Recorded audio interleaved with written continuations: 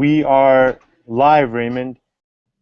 Hello! I'm so excited. This is going to be the absolute best monthly call ever in history, not just by me, but by anybody in the whole world. If Sir Winston Churchill had a Google Hangout, his Google Hangout in which he announced the end of the Second World War wouldn't be as good as this. This is going to be so good. Why are you laughing, Ashar? This is going to be a real good Google Hangout. Why? Oh, they can't see you laughing. When I'm talking, they can only see me. Is that right? Correct. Okay, so why is it going to be so good? And the answer is, I'm coaching today, and my clients are here. Look, they're right here. You can actually talk. Hi. And their names are, oops, let's get this straight, Sandra and Tom. You can probably tell which is which. And I'm going to be interviewing them in order for you to find out what coaching is like and the lessons that they learned. And they paid for it and you didn't, so it's a real good deal for you. And we're going to do that just in a minute. But before we talk about Raymond or about Ashar or about Tom and Sandra, there's somebody far more important that we have to talk about. And that's you. Whoops. Whoa, what happened? Oh, here we are. And that's you. So you're on the line, and you're on the historically most important call we've ever done. When you experience it, you'll know why. And I've got a treat for you, and I've got a birthday present for you. Oh my gosh. You might say, it's not my birthday. I know. But it's my birthday. And I'm going to give you a present on my birthday to you. So let's get started. The most important person on the line is you. So I want to know who you are. I want to know who's here. So I want you to type in that obvious place that you can see. I want you to type your first name only. You don't have to give me your last name if you don't want to. Your first name, the city that you're living in, and if the city is like a really obvious city like Johannesburg or Sydney, then fine, that's enough. But if your city, I may not know what country it's in, then give me your country also. And then just say, hi, I love you, happy to be here, can't wait to get my birthday gift, whatever. Just say whatever you like. Don't ask a question, because we're not answering questions right now. We're just saying hello. So do that right now, and then Ashar will read it out, and so your presence will be known on this historic call, the best call ever, honestly. If the Dalai Lama held a Google Hangout, and people attended this one and the Dalai Lamas, and they had to vote, they'd say, oh, Raymond's was better. You'll see. This is going to be such an amazing Google Hangout. So give me your first name, the city you live in, and the country if the city isn't sufficient. And then just say something nice. We love you, Raymond. Glad to be here. I've been at every one since the beginning of time with you. Can't wait to have the best one ever. It's just, I don't want to put words in your mouth. I'm just giving you suggestions. Or I love you a lot. Or I love you better than my own husband. Just like obviously. Or I love Ashar better or more than you. Oh! Listen, we'll get to voting between me and Ashar later. First of all, we just have to introduce ourselves. So, are people starting to comment, Ashar? Yeah, we have Andrew from Johannesburg saying hi. We have Gretchen from Los Angeles, James from Toronto, Pravin from Toronto, Dwayne. What are they saying? What are they saying, Ashar? I gotta know. They're saying hello. They're saying, how do you connect so well with people? Hold on, let's see what else. Oh, Kent from Grand Rapids, Michigan, in the United States, is saying happiest birthday to you, Raymond. Philip from Luton in the UK is saying great to see you and happy birthday. You're looking great, Raymond. Let's see what else has come in. Alia from London, happy birthday, Raymond. Many blessings and long may you spread your magic. Raymond? Yes. Okay. I'm spreading my magic. Okay. Don't disturb me. I'm magic spreading.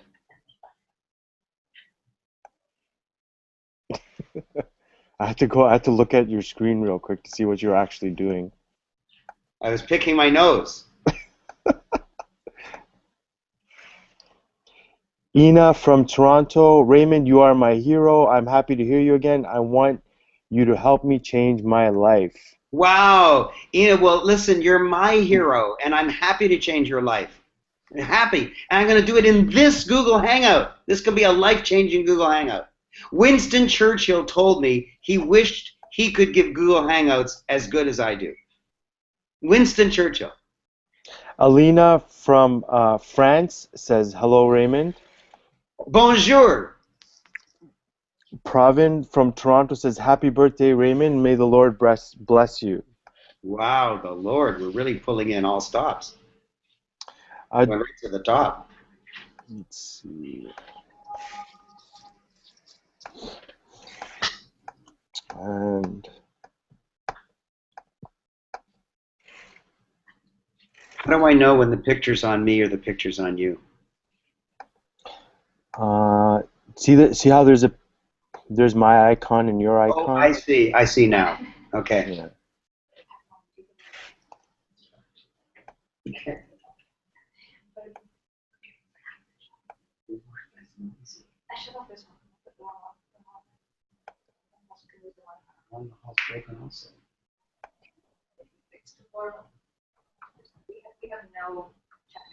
Okay, listen, dead air. We can't have dead air in the line.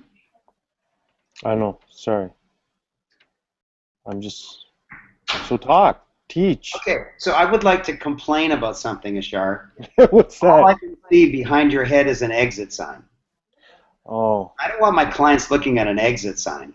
They'll think it's over. it's oh. But they're looking at you when you so just that just means you need to speak more than me. Now they see Liz. Hi, Liz. Oh, Liz, come on the air. Everybody who ever speaks to Liz, like when you're updating your credit card or you have a complaint or anything, go away. Liz, I'm boasting on you. Yeah. And you contact Liz at Aaron.com or you phone and hit 0. That's the code that alerts Liz to call. This is the Liz who helps my clients. And you know what? Liz and I have been working together. Dare I say it, Liz? Can I say how many years? Liz, can I tell them how? Oh, he's got the headphones on. Oh, so Okay, she Liz, can hear you now, I can though. hear you now. Yeah. Hello. hi. So Liz, can I tell them how long we've been working together? You can go ahead. 19 years! 19 Heading years! to 20. Heading to 20. 20 is this fall. And I've learned a lot. Wow. So tell me, why have you stayed so long? What is it? The atmosphere, the people I work with, learning, the real estate I've learned from Raymond a lot. I've owned 3 properties now. It's just, 1, I learn, and 2, I work at the same time. And I love the people, the clients, everything about it. Really? Even Ashar? Do you love Ashar? Even Ashar. Yes, I love Ashar. Wow. Yes. Okay, I well, love Liz, you too, Aaron. I'm glad you joined because 3 of us have been working together for 19 years now. And this fall, it's going to be 20 years for us. And Ashar and Mickey are 9 years. 9 years. And considering we only have 10 people working for us, half of us have been working together for either 10 or 20 years. That's astounding. And I think it's You always because, learn something. You always learn something new. And so you're learning as you're working. That's what best of both worlds. wow. Wow. Aren't you sweet, Liz? Are we going to work together another 19 years? Sure? Yeah? Wow, what a great answer. Boy, Liz's bonus is growing and growing. And the clients too. We'll work with the clients and we'll all be happy and we'll all get learn lots of information, grow, prosper. 19 years from now, we'll be coming into work in wheelchairs. Yeah. And we'll still want to do it. We'll still want to be able to service the clients, still want to be able to teach, still want to be able to talk to each other. Wow, you're wonderful, Liz. I've really enjoyed working with you for so long. Me too. Hey, thanks, Liz. No problem. Go back to work. Okay, back to work. Now I see the damn exit sign again. Put your head in front of the exit sign. Can you do that? The other one. All right. But just, oh, for God's sake. All right, there we go. So now you have a halo above your head. This is wonderful. I love that halo. Are you doing that so that more people will vote for you than me? Always. What does it say on your T-shirt? It just says some jean name brand. So you're David promoting Britton. somebody else's brand, not your boss's? Yeah, well, if you give me a Raymond Aaron t-shirt, I'll wear it every day. I'll sleep in it. I don't think we have one. We have a Raymond Aaron cup, like coffee cup. Would you sleep in a coffee cup? No. No? Okay. So are there any more messages of hello and I love you? We have James saying, Liz, thanks for being so prompt with dealing with all my issues. Andrew from Johannesburg, happy birthday, Raymond. You're looking great for your age. I'm looking great for my age. He had to qualify it. You're looking a bit gaunt. Otherwise, not so good. Not so Yeah, but for your age, great. Oh my God. Oh my God. Okay, so I would like to show you around my office, because you might say, how does Raymond create so much value for people? Well, one of the things I want you to know is that I love being surrounded by beauty. So I have this really magnificent crystal. It's amethyst. And I have it sitting here, and I have a darker one. As you know, the darker the crystal, the darker the amethyst color, the more valuable it is. And so I love having these around me. And I don't know if they send off good vibrations or they just send off good emotional vibes, but I really like it. And this is a money frog. I don't know if you've seen it. It's a Bali thing. It's a money frog. It's a frog that has money in its mouth. You can see it has a coin. And it also has only 3 legs. There's 1 leg in the back and 2 legs in the front. And it's supposed to be good luck. And I spent a month in Bali, and I really loved the culture. Bali is so beautiful. And so I bought a money frog there, and maybe it's working. I make a lot of money. And, here's some more stuff. I have right here a horse. You might say, well, Raymond, why do you have a horse? Oops, why can't I get that in focus? There it is. And the reason is, as all my Chinese clients know, it's the year of the horse. And so I got a horse because I want to honor all my Chinese clients, all my Asian clients, and maybe it'll bring me good luck. Certainly works so far. I mean, I really have good luck. I have wonderful staff. What year were you born in, Raymond? What year was I born?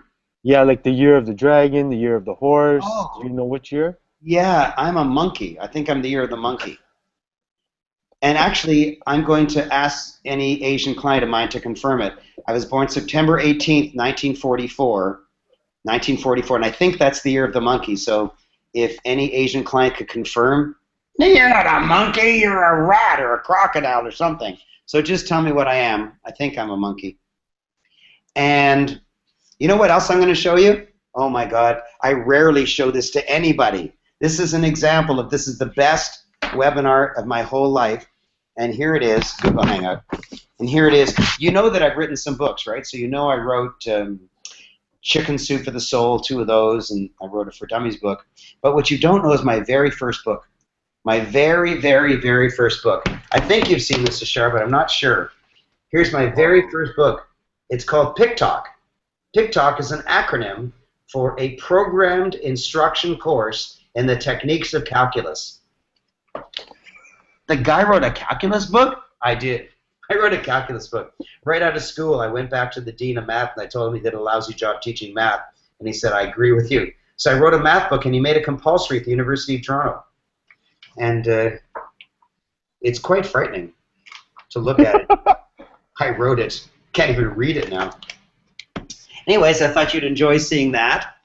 And also what I want you to see is I have this magnificent picture on my wall. It's hard to see how big this is. Maybe you could hold this back here, and I'll stand beside it so you can see it. Yeah, you can see it. It's like gigantic. It's like my whole body length is just one face. And I bought this in Bali. I just love Bali so much.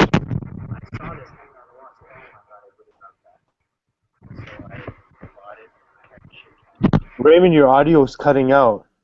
Oh, what am I There doing you wrong? go. Now you're fine. Oh, I had my hand over it. Okay, I got it Okay. now. And I also want to show you something interesting. This isn't hanging on my wall yet, but pretty soon it'll be hanging. Here it is. This is my previous MacBook Air. You might say, why the heck did you frame a MacBook Air? And the reason is it's signed. Can you see the signature was? Well, it was signed by Steve Wozniak in person. And because he signed it, I decided I would frame it.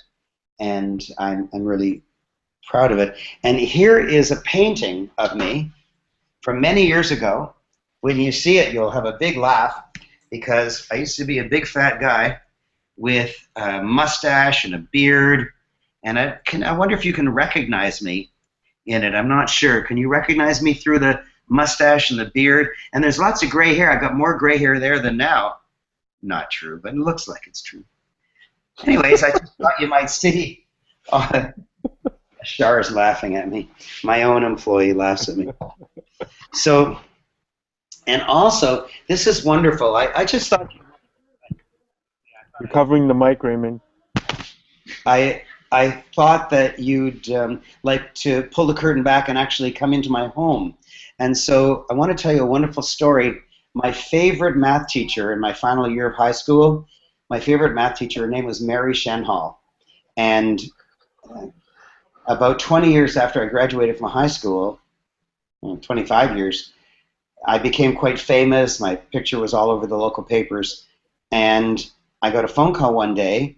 I picked it up and said hello, and this other voice said hello, and I said, that's Mary Shenhall. Like 25 years after I last spoke to her, I heard her saying hello, and I knew who she was. I went to visit her. She was 90 years old, and on her retirement party from high school, high school teacher, the other teachers gave her a painting kit, and she started painting, and she became so good at it that I bought her art, and I'm honored to have it on my wall. And this is my favorite. This is a canoeist in calm water, and I just love it. I love to meditate looking at it. It's so calming. I hope you can see it really clearly. I just love it. And then I got a phone call from one of her sons saying that I was invited to her 100th birthday party. Her 100th birthday party. And I was out of town for her birthday, but I went there a couple days earlier, and I saw her, and I saw some other paintings, and I bought paintings from her like days before she turned 100. Wonderful, wonderful part of my life. So, here's what we're going to do. Here's why it's going to be an amazing, cuddle together, sit down, because I am now moving to the couch in my office, and you can see the three of us. Tom and Sandra run a school that teaches therapy. Oh, Mickey! Mickey, why don't you... He can't hear you. Oh, well. Mickey deposits all my money. I don't know what he does with it. So Tom and Sandra run a school that teaches people how to become therapists. And it's a school that runs for 3 years, or at least it's supposed to, a 3-year program. And instead of just doing our coaching sessions by Skype, which is usual when I coach people in England or South Africa or all around the world, I do it I sometimes do it by phone, but it's more intimate to do it by Skype, and it's also free, so that's a big advantage. But what Tom and Sandra decided to do was to come to Toronto, attend a course yesterday that I didn't teach. Who taught it, Ashar? I taught it. Yes! Ashar taught the course, and they came in for that course, and then they stayed another day, which is today, and we're doing a whole day session today, but we've interrupted the session to have my wonderful Google Hangout, and they're going to be the stars of my Google Hangout. And here's my instruction to them. We didn't rehearse this in any way. What I told you and what I'm retelling you now is tell the truth. I'll ask you questions. Tell the truth. Say what's good, what's bad, what you like, what you didn't like, anything. Because lots of my clients know the value of coaching. My clients know that I have coach in my business life, and I've got about 6 coaches in my personal life, but my clients may not know what coaching actually is, what it looks like. So what I want to do is ask you, and maybe one or both of you can answer, whatever you wish, what was your problem before today started? So you might be in a different time zone. It's right now 2:30 p.m. in Toronto, and we started at 8:30 a.m. And we've had lunch together, and we went to Starbucks together. So we had some fun, and we also learned. So in the last there's 6 hours, before we started, what was your situation? What was your problem? We were lacking in focus and lacking in sort of really knowing where we were going, and also what our vision was for the future. And probably we was getting quite down on our own business, believe it or not. And wow, we're not that now. We've sort of, we know what we're doing, we know where we're going. I tell you what, I feel like in the last 6 hours, Raymond, I've fallen in love with my business again. Wow, Yeah. is that true for you? Absolutely. It's like being back on a first date with the business again, isn't it? It's just been incredible, really. Now, let me ask you, let me get back on the screen because I was getting nervous that I wasn't on camera for like, it was 2 or 3 minutes Yeah. straight. It was tough on me. So, did you know that this is the experience that you would have? No, not at all. I was hoping for maybe half of this. That it's wildly exceeded Wow. our expectations. So you were in fact at the beginning, like at 8:35 or 8:40, I actually said these words. You guys should be undertakers in the morgue or something. Didn't I say It was that? so depressing. We were depressing ourselves, Raymond. Really? Yeah. They were depressing me and depressing themselves. I was telling jokes just to wake them up, but I was really getting depressed because I was picking up on their attitude. But did you know you were depressed, or No, I thought we were just frustrated and you thought you were just being in life? And why not, wasn't this working as it should do? Yeah. Why weren't our clients excited? right? Because they're picking it up from you. Yeah. So they knew they were frustrated, but they thought they were normal in their attitude. And then when I reflected back to them that I was getting depressed, they started looking at each other and realizing, oh my God, we are depressing. And they were depressing each other, and they were picking up on negatives from each other, and they were dragging each other down. And so the very things that used to excite them about their own business were no longer exciting them. So the funny thing is, they said to me, we run a 3-year program, but it's really just a 2-year program. I said, well, it's either 2 or 3. What is it? They said, it's 3 years, but no one attends the 3rd year.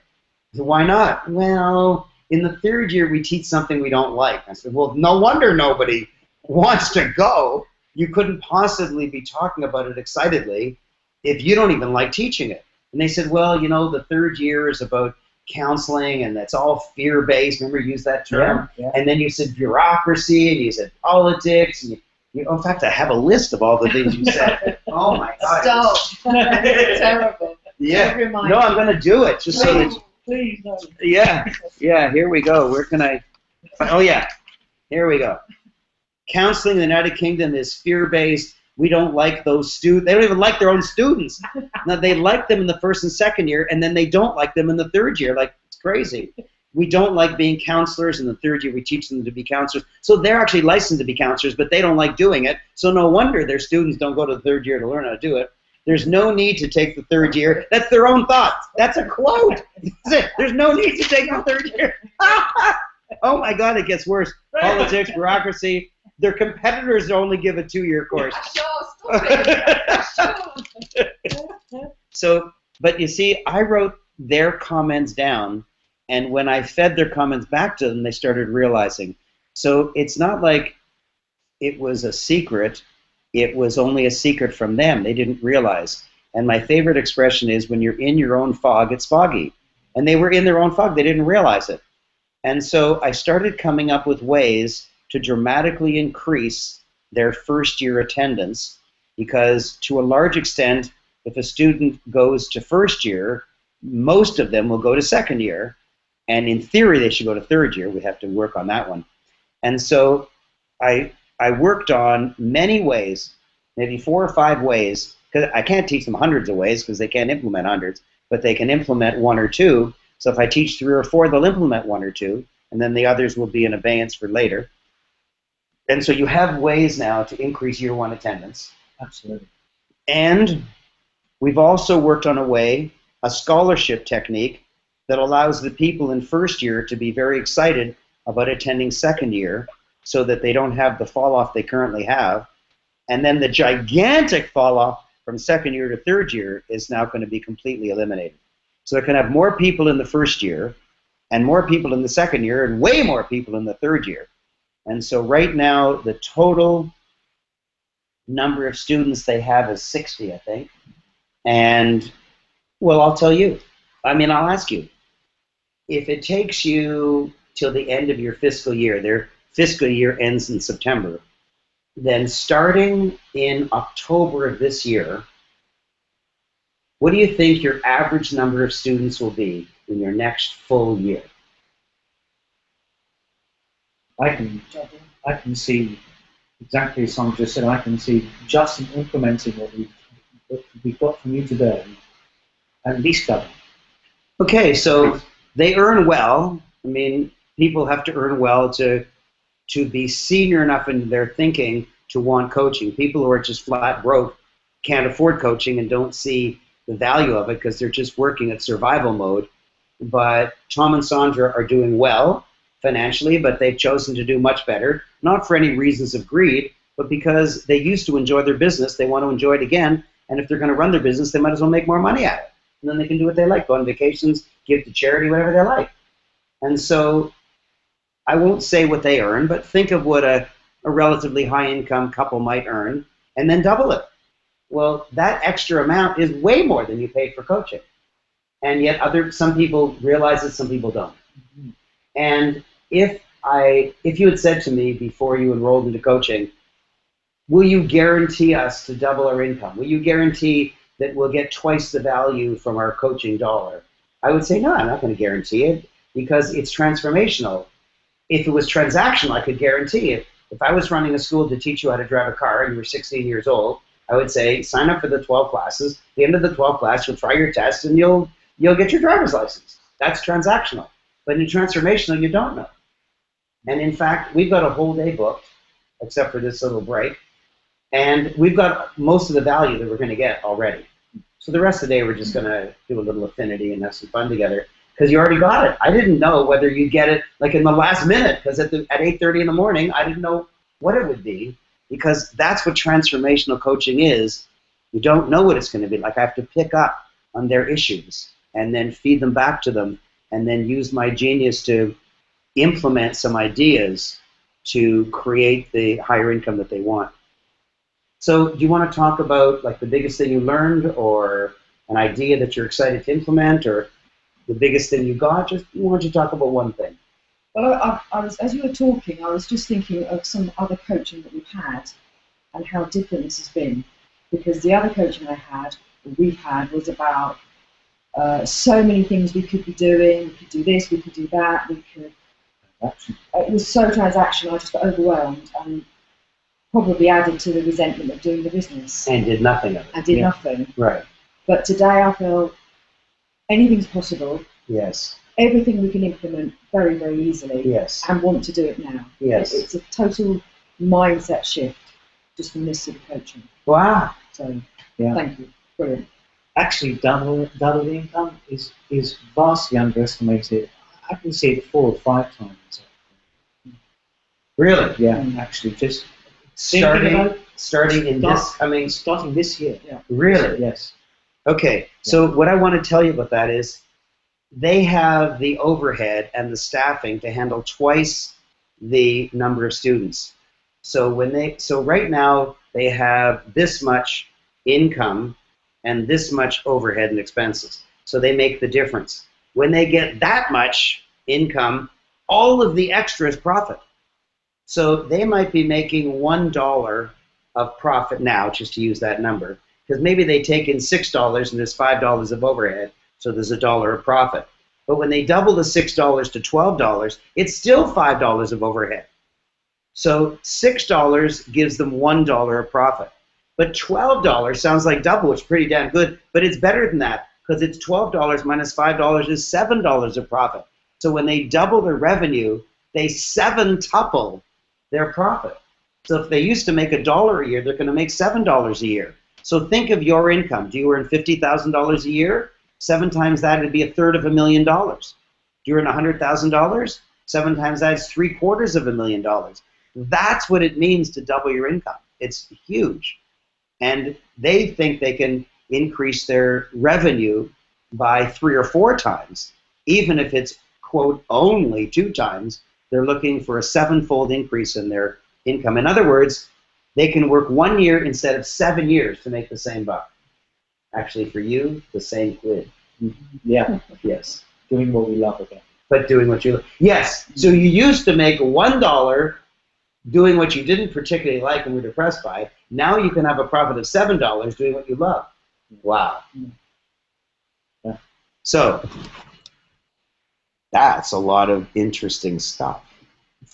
And you might be saying, okay, I want coaching, I want coaching, I want coaching. So I don't know what to do. What should they do? Should they just email Helen? What do you think, Ashar? Yeah, I think that would be the best bet, Raymond. They can Okay. email Helen. They can email actually maybe Lori. Yeah, Lori. Or Jennifer. Let's Yeah. do that. So Lori's easy to spell, Lori.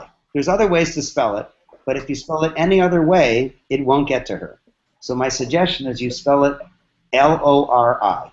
So email Lori at aaron.com, AARON, LORI@AARON.com, and say, I love Tom and Sandra, I want to double my income, Raymond's a genius, or anything like that, and I want to investigate coaching, and she'll tell you about it.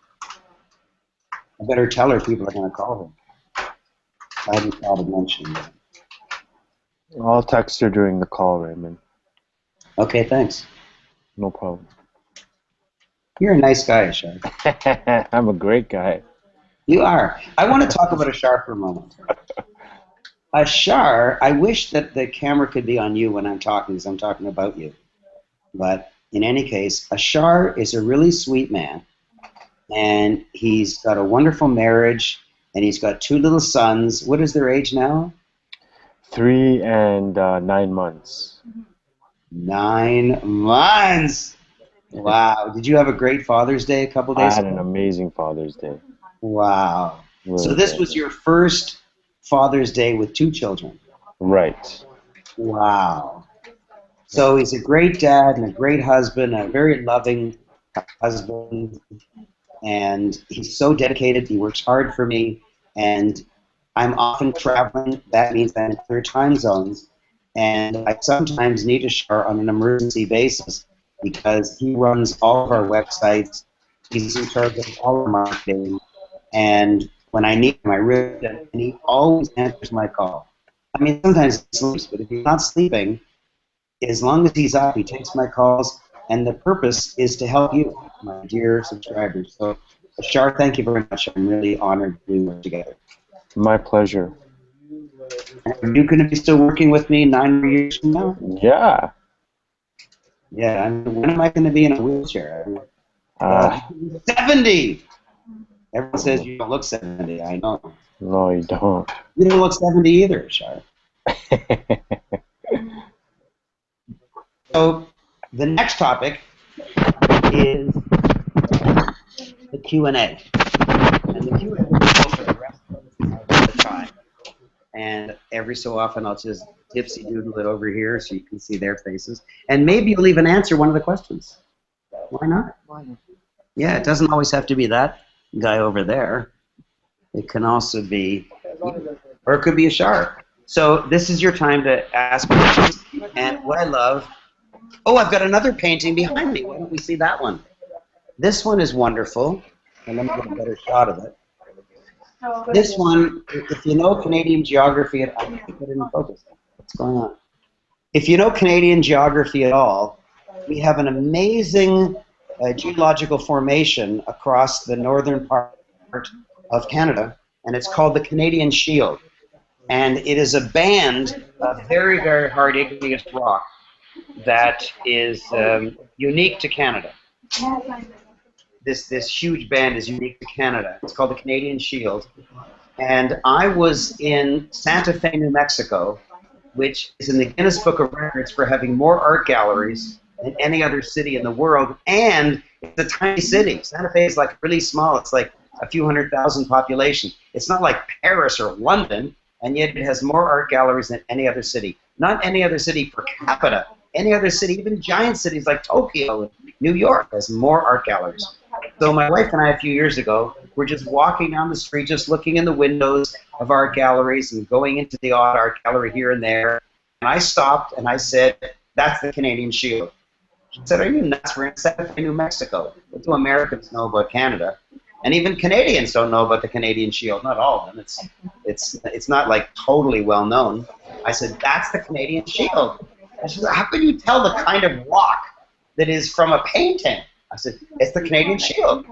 So we went in. I said, "I'm interested in that." They said, "Oh, it's called the Edge." I said, "Oh, what is it the edge of?" I said, "The Canadian Shield." Hey! And so I bought it. I couldn't not buy it. And sure enough, it was a French-Canadian artist. And I asked if Quebec was still part of Canada, and because he was an American, he didn't get the joke. But that's my room. And I'm really surrounded by things that I love in my room. There's more things. Here, look at my chair. This is my chair, and it's an ergonomic chair. It has no back to it. And what it does is, it kind of, forcing is the wrong word, but it, when I sit on it, it all of a sudden makes my back straight.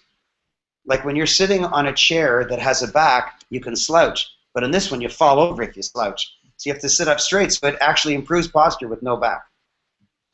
And, oh, this I love. This is so special. This is quite sacred to me.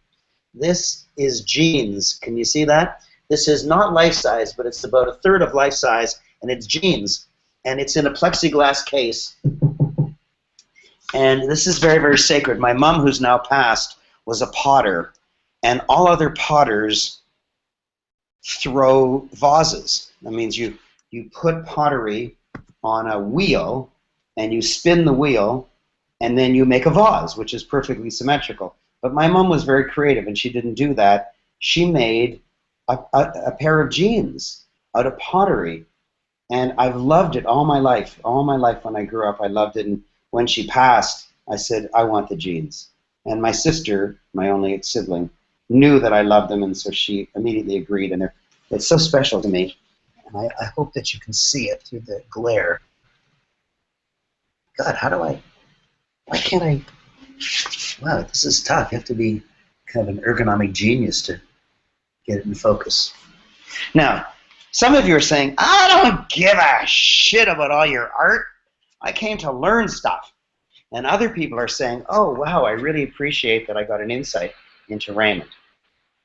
And so at the end of this, you're going to get to vote on whether you like me or Richard's exit sign best. And in the meantime, now is your chance to ask whatever question you want. And all you do is you say your first name, the city you live in, plus the country, if I don't recognize the city, and whatever question you want to ask. And Tom and Sandra, you can ask questions as well. Ashar, I've never said this before, but you can ask a question too. Maybe you want to ask a question that you want the answer to, or you think that my clients would enjoy the answer to. And then Mr. Bali, he can ask questions too. Or maybe it's a girl. I don't know what that is. It's hard to tell, isn't it? Yeah. So your name, or type your name, the city, and possibly country, and whatever question you want. And you can talk about anything. You can ask Ashar why he has an exit sign there, why he hasn't covered it up yet, why he's branding somebody else instead of his own employer. You can ask any question you want. You can ask Tom and Sandra if they made all that up or if it was real. You can ask them a question. Okay, we have Andrew from Johannesburg. His question is, how do you know that your book will do well? Now, Andrew, that's not the question you want to ask. You want to ask if Andrew's book will do well, not Raymond's book. I'm sure that's what he means, right? He Yeah, I said, think how do so, you yeah. know if your book will do well? What he means is, how do I know that my book will do well? I'm sure that's what he means, right? He doesn't want to know if Raymond's book's going to do well. He No, wants to no, know if yeah. Andrew's going to do well. Yeah. Okay, so Andrew, the answer is it won't. I don't want it to do well. Remember, you're writing a book for branding purposes. Whether it sells or not is irrelevant. You're not writing a book to sell your book. You're writing a book for the book to sell you. Because if you sell your book, Andrew, you'll make what? You'll make 10 Rand, 20 Rand, big deal. Like, what are you going to do with 20 Rand? It's not nothing. And maybe you'll sell 10 books, it'll be 200 Rand. But that's not what you need, Andrew. What you need is for the book to sell you. If the book sells you, you can get a higher paying job, or you can get clients, or you can get patients, you can get contracts, whatever it is that your business is, that's what you'll get. So you don't want to write a book that will sell. You want to write a book that will sell you. That's what it's about. Okay, good. The next question, Raymond, is Gretchen from Los Angeles. Her question is, the book modules are really great and I could use some help with the title for my 10-10-10 book. I am a trainer in the gyrotonic expansion system and have been involved in energy healing for some time. The purpose of my book is to attract new clients to my training business. Gyrotonic is an exercise program done with the machine which aids the body in moving in all directions, spiraling and lengthening, tracing the meridian lines in the body. My Wow. business is my business is called Body in Tune LA. My target audience is higher income clients who want to shift to a new level of performance in all their activities and are curious about energy healing. My book will be a what, why, and how of different energy healing techniques.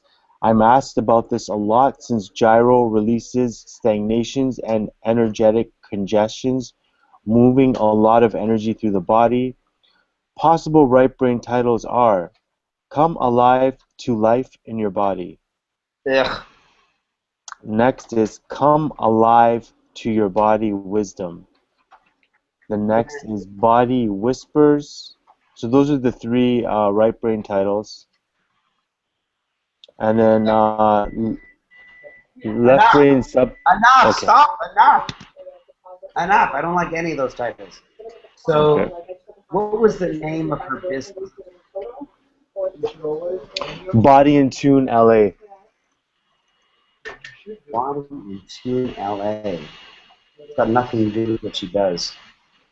Okay, so I don't really like the name of your business, but that really doesn't matter much. Like the name of my business is Partnership Properties Incorporated, which nobody knows and nobody cares about. So the name of your business is not very good, but it doesn't matter. No one needs it except to write a check. Here's what I suggest for you. The book on energy healing, and the subtitle is The Advantages of the Unique, what's it called, gyrotonic? Yes. Oh, Yes, gyrotonic? correct. Okay, so I suggest your book is entitled The Book on Energy Healing, and the subtitle is The Benefits of the Unique Gyrotonic Technique. And people say, gyrotonic? Wow, what's that?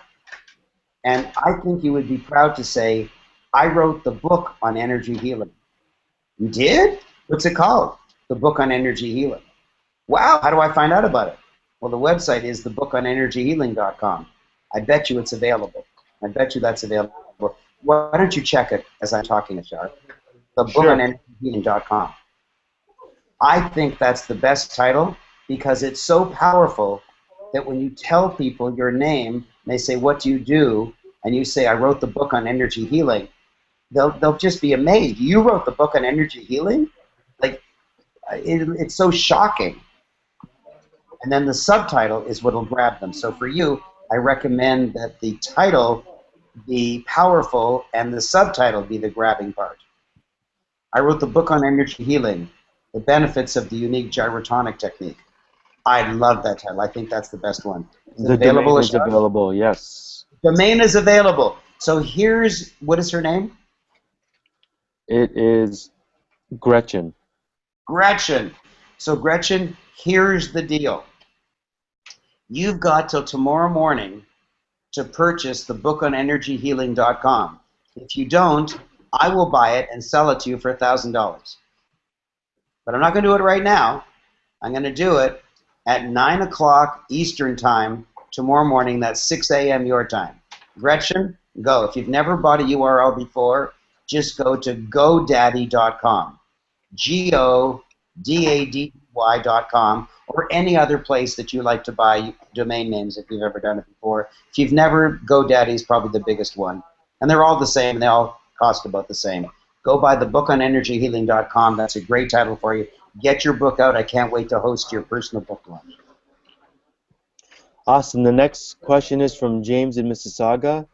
His question is, if your why goal is to develop a closer relationship with someone, but human nature gets in the way, fear, beliefs, etc., how would you record this properly? If they're simply not interested, but it's emotionally important to you, how do you walk away from it? So you want a closer relationship with someone. I'm guessing this is his child, or a woman, and they don't want it. Then you might need to just get over it if you're doing it just for yourself. Or, see, really this question is, how do you record it so that you can measure it? And the answer is, you don't say, I want a closer relationship, because if I call you on the last day of the month and say, so, do you have a closer relationship? The best answer is, I don't know, kind of, who knows? And so what my suggestion is, write down on your mainly goals exactly what you're going to do. I will send her flowers as the minimum. The target is we will go to a movie together. And the outrageous is we'll go to a dinner and a movie. Something like that. So then I can ask you at the end of the month, did you send her flowers? Yes. Did you go to a movie? Yes. Did you have dinner? No. Fine. So then you got minimum and target. You didn't get outrageous. But then you can measure it. And if you keep doing nice things for this person, they will eventually like you or tell you to knock it off. But that's how you do it. You write specifically what you're going to do. I will go on a walk with her. I will send her a little video every morning. I will mail her a poem that I write. And when you do things like that, then you'll find out if they're interested. And Ashar, you took a course on it. I took actually the same course. Tell me the nice things you do for your spouse that you learned from this course that you didn't do before. I will book a massage for her, and then I will write the day and the time and the place on a card and give it to her, and I'll in the card I'll write a message where I'll say, don't worry, I'll take care of the kids, take some time for yourself. I'll do the same thing with like a facial or a mani-pedi or a spa day, or just different things. I'll buy random stuff for no reason at all, things like that. Let me ask you a question. Yeah. Is your wife covered under my medical plan? Yeah. Medical plan? Yeah. Then I'm paying for the massage. Yeah. Excuse me, I want my name on the card. I want you to say, Sophia, I love you so much that Raymond's going to pay for your massage. Yeah. How come I get left off? I want to get some action from I want to get some love from your wife. Yeah, I'm going to tell her the next time I see her. You know all those massages? I'm paying for it. That's what I'm going to tell her. Yeah. So, now I have here beside me Tom and Sandra, who have written a book under my guidance. Because the previous caller, not the very previous, but the one before that, was talking about her book, the book on energy healing. So why don't you talk about one of the books that you wrote, because they wrote more than one. Talk about one of the books you wrote and how it's helped you, if it has. Like, just tell the truth. Okay, well, I wrote a book called Smashing Your Glass Ceiling, and it's a book for women who have inner blocks that are preventing them from moving forward in their lives. And it's obviously given me much more confidence to get out there. I can actually now go and introduce myself as I'm Sandra Westland, author of Say Smashing it. Your Glass Ceiling. Yeah, I want you to say it all in one sentence so I can hear it. Hi, let me ask you. Hi, what's your name? My name's Sandra Westland. What do you do? I'm award-winning author of Smashing Your Glass Ceiling. Wow! Excuse me. Who gave her the award? I did. You know what? I'm not getting enough credit. I don't get credit from Sandra. I don't get credit from Ashar. Sophia doesn't even know anything about me. She thinks it's her husband doing all these things. I'm feeling left out this lifetime. That's what I'm feeling. So you're the award-winning author of Smashing Your Glass Ceiling. I am. That's very impressive. So when you say that to other women, what's their reaction? Exactly what you said. Wow. What's that about? Yes. And wow means that you're branded. Every time somebody says wow about you, you're branded. And the more times they say wow about you, the higher you rise on the branding ladder in their eyes. And therefore, the easier it is for them to want to buy from you. And a corollary of that is the higher is the price that they will pay, and the shorter is the selling cycle, and the lower is your marketing costs to make that sale. So it's all good news. Yeah. Wonderful. And Tom, you wrote your own book. Yeah, I'm Tom, the award-winning author of the book on back pain and the authorities and thinking therapeutically. I got a book writing bug. I'd say something happened recently which really put having a book into context and why it's so important. And it was actually a client of mine who said, I've just told a friend about coming to see you for pain control. And I said, okay, that's fine. He said, I told him how much you charge, and he said, I can't afford it. And I said to him, what's wrong with you? This is the guy that wrote the book on back pain. He's the only guy you need to go and see. And the day later, he called me and booked a treatment with me. And this is it just changes people's opinion straight away, instantly. You're the person to go and see. That's it. Why would you see anybody else? They wrote the book on it.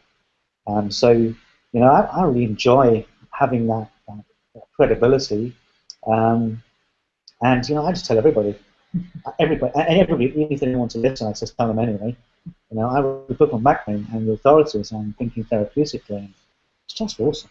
Wow. So did you get the URL, thebookonbackpain.com? Bookonbackpain.com. The book on back pain? Bookonbackpain.com. Oh, just book on back pain. Yeah. Bookonbackpain.com. Yeah. Okay. So check it out if you want to. Check it out and you can see he really wrote it. And that's his face. So you'll see his face on the website. Why did you choose book on back pain? I have the bookonbackpain.co.uk.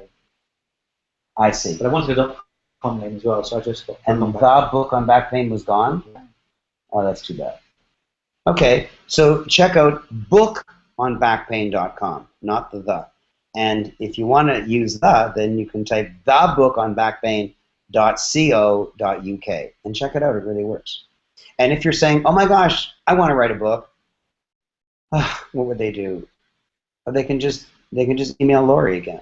Yeah, just email Lori, Lori, at Aaron.com and say, I want to write a book too. How come Sandra and Tom wrote a book and I didn't? And then she'll help you write a book. Wow. Okay. Some more questions. This is fun. This is the best Google Hangout I've ever done. I've never invited people into my home. I've never shown them around my office. I've never had clients in my home, and I've never had other clients on the air teaching and answering questions. Wow. I've never had Liz. This is the first time Liz has ever been on the air in 19 years. Wow. Sir Winston Churchill is drooling over this Google Hangout. I wish I could have had a Google Hangout this good as Sir Winston Churchill. Okay, Pravin from Toronto, his question is, hi Raymond, how do you connect with people so easily? First of all, thank you. That's a really generous and sweet and kind comment. And the answer is that I have learned, like the reason I'm a good teacher is that I'm a good student. And what I noticed is that some people make me feel that I'm special and that I'm the only person on the planet. And other people make me feel like they really couldn't care less about me. Or after a minute, they can't wait to get rid of me and get on to somebody else. And so I noticed that it's better to do the first one than the second one, and so I do it. So when I started coaching Tom and Sandra this morning, I created affinity, we laughed, and we spent the first 5 minutes just laughing and talking about how they almost went to the wrong place and they finally made it. And I said that was like the IQ test. If you come to the right place, then you pass. And we just had some fun together. And I noticed that other people don't do that. What other people do is they stupidly talk about the weather or sports or traffic. And they do that because everybody knows and can comment about traffic and the news and sports, but it's not uplifting. Like traffic, no one has anything good to say about traffic. Traffic means bad traffic. Traffic doesn't mean no traffic. And so I don't choose traffic, news, sports, weather to talk about. I choose something fun and interesting to the other person to talk about. And I do it on purpose. And I spend some time as long as I need to, sometimes longer than I thought I would, but then people love me for it. And I also have high energy, which I'm not exhibiting at this moment right now, so I better tune it up. I do high energy. Wow, because people love high energy. They love high energy. And so I started the call by saying this is going to be the best call ever, and people love it. So notice it works. If you love high energy, then do high energy. If you love that people give you total attention, give people total attention. And I acknowledged Ashar on this call. I acknowledged Liz on this call. I acknowledged Tom and Sandra in this call. I acknowledge my clients in this call. That's another secret. I spend time acknowledging. When I go twice a year on vacation with the most famous people in the world, Dr. John Gray, Jack Canfield, Stephen M. R. Covey, it used to be a 4-day program. We used to get together every year for 4 days in different exotic places around the world. But we noticed that the event couldn't start in the morning. Like we were supposed to start at 9 in the morning, and we couldn't start. There was so much noise, we couldn't shut people up to start the event. And we realized that what people were doing is walking around and acknowledging everybody else. And so now we start the night before, and we have no set agenda. We have dinner, and then there's 2 or 3 hours for milling around. And what we do in that time is acknowledge. Like I'll go up to Jack Canfield and say, "Oh, Jack, I just love you so much. You became even more world famous because of the movie The Secret, but you didn't change your heart. You're still so lovable. You're like a big teddy bear." And many times when I'm teaching a course, people will come up to me and say they were at a Jack Canfield course, and Jack talked about Raymond, and they felt so good.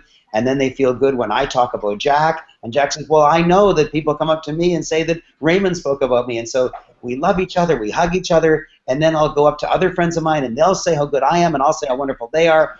And we spend hours acknowledging each other. But when I talk to broke people, I notice they never acknowledge anything. The broker you are, the less you acknowledge anything.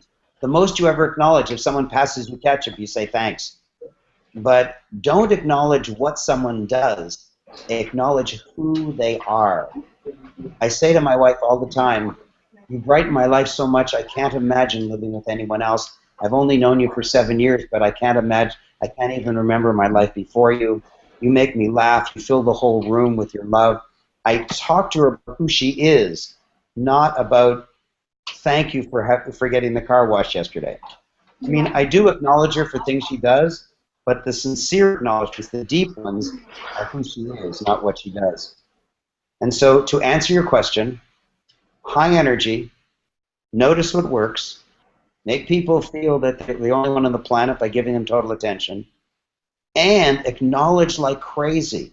Spend lots of time acknowledging people, because the broker you are, the less you acknowledge, the wealthier you are, the more you acknowledge.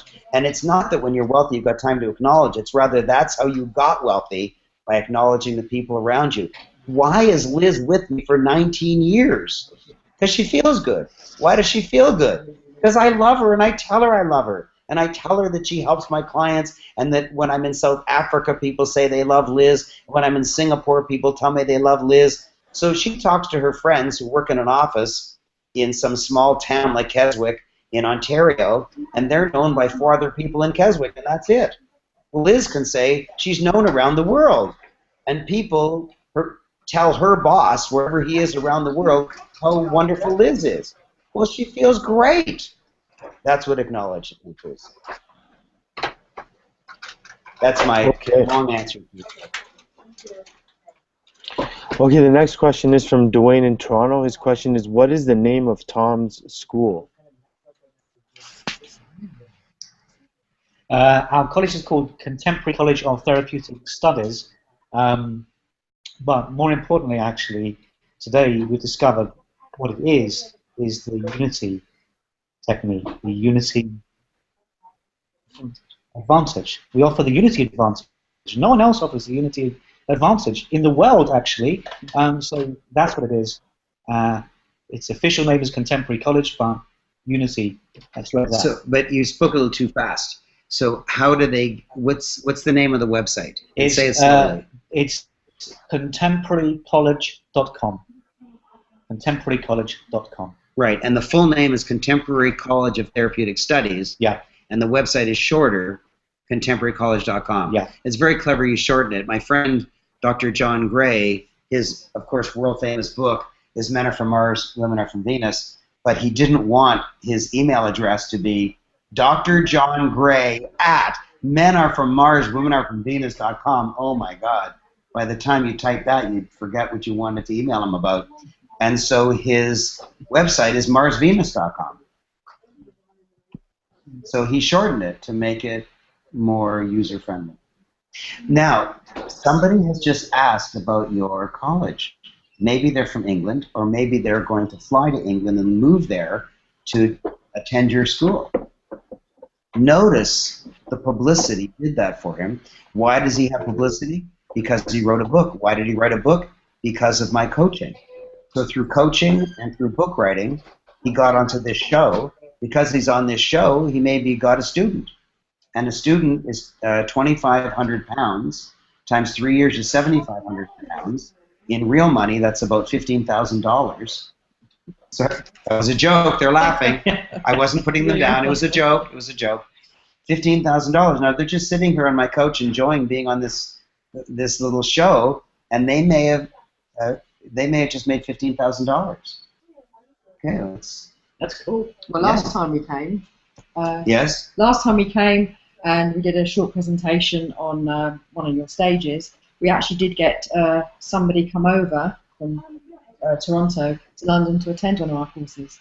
All right, you see? Yeah. And when I say that if you want to rise the ladder of wealth, the first step is visibility. You have visibility being on the show or being on my stage. And because you were on the stage and endorsed by me, you also had credibility. And what I said is you have visibility and credibility. You can't stop the wealth coming in. Remember you heard me say that? Yeah. And then you did it. You got visibility and credibility, and the wealth came in. And other people bash their head against the wall trying to make a buck and putting ads in newspapers, and it doesn't work. Visibility and credibility is free. But this is so much fun. All right. The next question is from Dan in New York. The question is, a potential client is serious about our online lead generation marketing service. Their interest is very, very high, but they hesitate because of the following reasons. 1, they're overwhelmed with so much going on in their business and life. 2, they're worried that they can't handle the leads that our service will generate because their current team is too busy, and they believe they have to add more people and don't do any good pull the trigger if they can't respond properly to the people who act. Is there anything we can do except regular follow-up in this stage? Thanks. Not going to do any good because they're already too busy. So I think you're covering the mic, Raymond. oh yeah, sorry. So here's my first of all, what I want to say, Dan, is I'm taking my daughter to New York tomorrow. Didn't Dan say he's from New York? Yes. Yeah. So I'm going to be in New York tomorrow. I'm taking my daughter. She's turning 13 this week. My little girl is 13. She's turning 13. I'm taking her to New York for 3 days. I'm so excited because there's not that many more years that she's going to want to go on a trip with her dad. And I told her that she could choose to go anywhere she wants in New York. I'll do whatever she wants. I was secretly hoping for the Met, the International Museum and Art Gallery. I was secretly hoping for the Guggenheim. I'd accept a walk in Central Park. What did she want to do? Number one, first thought, she wants to go to the M&M store on Times Square because they have a flavor and a color, lavender, like a lightish purple color, that is only available at their actual store in Times Square and on the Strip in Las Vegas. That's what she wants. Wants to buy little packages of that flavor to bring to her girlfriends. I think if we go there, she'll accept the Guggenheim, but we got to go there first. Oh well. Anyways, I'm taking my daughter there. I'm so excited. Maybe I'll bump into you on the street, Dan. So the answer is this: you have to listen to what they say, and you weren't listening because you said, "What can I do except following up?" If you follow up, that's just more phone calls. They're already overworked. And so you need to offer them a done-for-me service. You need to say, don't worry, I'll not only generate the leads and I'll do all of the work to generate the leads done for you, but I'll also handle the leads. Or I'll hire someone to handle the leads. You pay me more and I'll do more. Because if you do your current service, you'll never sell these people because they're afraid you'll actually be successful. They're afraid you'll be successful. So listen to it from their point of view. From their point of view, they have a small fear that you'll be unsuccessful. That means they'll pay money and get no leads. But their real fear is you're going to be wildly successful and they'll get 100 leads and then they'll waste them because they've got no time to convert them into sales. So if you want them as a client, instead of charging $1, you're going to have to charge $5. And you're going to have to say, for that, I will hire a salesperson, I will handle the leads, I'll convert them into sales for you, whatever. However you do it, you're going to have to listen to them and solve their problem. Don't think inside your paradigm. Think of what they need. And what they're saying is, I need clients, but I'm too overworked. I can't handle it. If you give me more leads, it'll freak me out. So you need to listen to them more carefully, Dan. And I'll see you tomorrow, strolling. I'll see you tomorrow at the M&M store. I'm sure it's the first place you'll want to go to.